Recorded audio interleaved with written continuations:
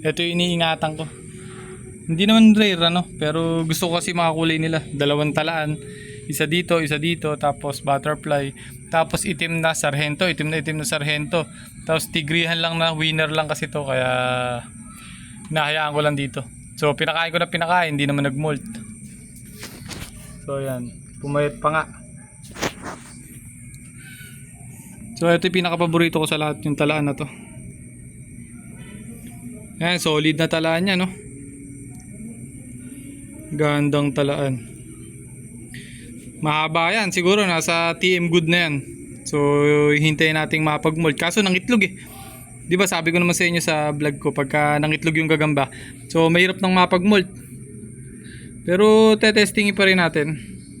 Kapal kasi niya, no? Kung makikita nyo guys, oh, kapal. Halos lahat nasa kanya, kapal, laki ng ulo. Pati yung katawan, saktuhan lang. Kung kumakainin niya man to isang tutubi na to, na nilagay natin, sakto pa rin yung katawan niya. So yan, solid na talaan talaga yan. Kaya yan ang paborito ko sa lahat dito na nakakulong. Kasi nasa kanya lahat.